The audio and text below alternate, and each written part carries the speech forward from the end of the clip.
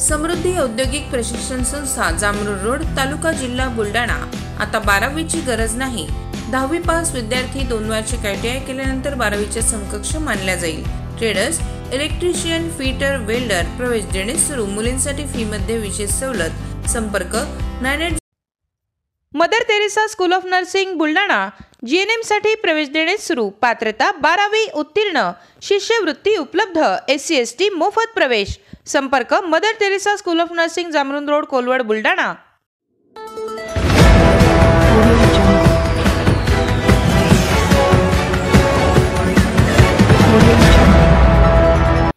भूमी अभिलेख कार्यालयातील मुजोर अधिकाऱ्याची महिलेसोबत अरेरावी। मोताळा भूमी अभिलेख कार्यालयातील अधिकाऱ्याचा व्हिडिओ व्हायरल। जमीन मोजण्यासाठी 1 वर्षापूर्वी केलेल्या अर्जावर अजूनही कार्यवाही होत नसल्याने त्रस्त झालेल्या महिला अर्जदाराने संबंधित भूमिलेख अधिकाऱ्यालयातील अधिकाऱ्याला विचारणा केली। त्याच्याकडून अरेरावीची आणि उद्धटपणाची वागणूक मिळत असल्याचा व्हिडिओ सध्या सोशल मीडियावर चांगलाच व्हायरल होतोय। बुलढाण्याच्या मोताळा भूमी अभिलेख कार्यालयातील हा प्रकार असून अशा मुजोर अधिकाऱ्यावर कारवाई करण्याची मागणी महिलेने केली आहे। रवींद्र मोरे यांनी आपली जमीन मोजण्यासाठी वर्षभरापूर्वी अर्ज केला, मात्र अजूनही जमिनीची मोजणी केली जात नसल्याने पत्नीसह कार्यालयात जाऊन विचारणा केली असता जाधव नामक अधिकाऱ्याने त्यांना उद्धटपणाची वागणूक दिल्याचं व्हिडिओमध्ये दिसून येतं। तर या अधिकाऱ्यावर शिस्तभंगाची कारवाई करणार असल्याचं उपाध्यक्ष विजय सवडतकर यांनी सांगितलं। काय देत आम्हाला कसं कळेल? 27 तारखेला तुम्ही आले नाही साहेब? नाही नाही नाही, हे ऑफिशियली आता तुम्ही काय म्हणता, काय करा ते करा। साहेब ड्युटीवर आहे, कोणा भाषेत बोलून राहिले तुम्ही, जरा विचार करा।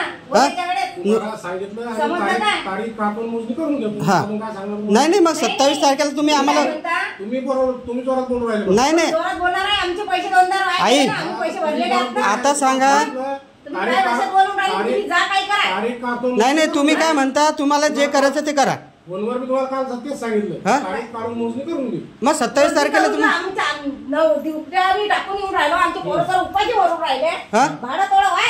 मग तुम्ही तारीखच काढून 27 तारखेला तारीखच नाही काढायला पाहिजे होती।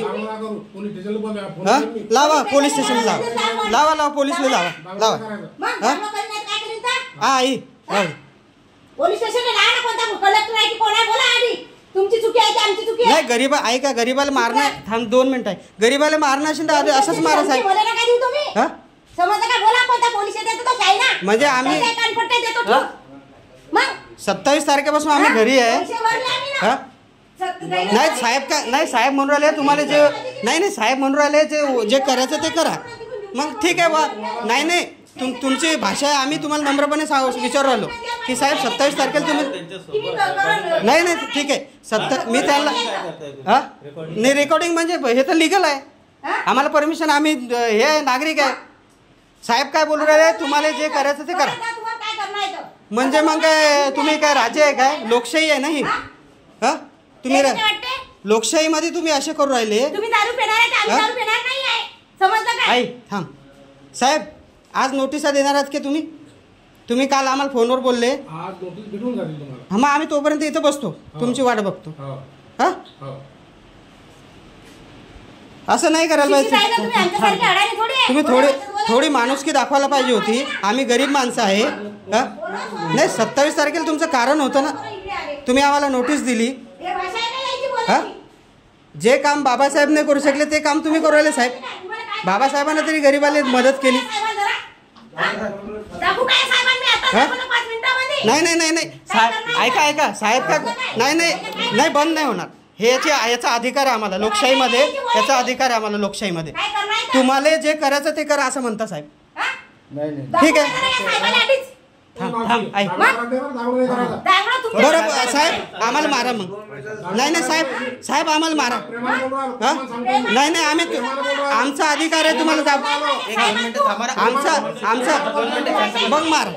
आम्ही नाही मग मारा ना, मारा आम्हाला। नाही मग मारा ना आम्हाला। ते काय म्हणता, तुम्हाला जे करायचं ते करा। तुम्हाला जे करायचं ते करा। ठीक आहे ठीक आहे। भूमी अभिलेख मध्ये आम्हाला 27 तारखेला नोटीस आली। आणि 27 तारखेला आम्हाला नोटीस आली आम्हाला सांगू राहिले तुम्ही उलटा त्यांचं काम. आणि साहेब म्हणता तुम्हाला जे करायचं ते करा. माननीय मुख्यमंत्री साहेब आणि कलेक्टर साहेब हे असे अधिकारी आहे. अरेरावी किंवा अर्वाच्या भाषेत बोलत असतानाचा व्हिडिओ सोशल मीडियावर व्हायरल होतो. काय नेमकी चौकशी केली का, काय कारवाई होणार आहे?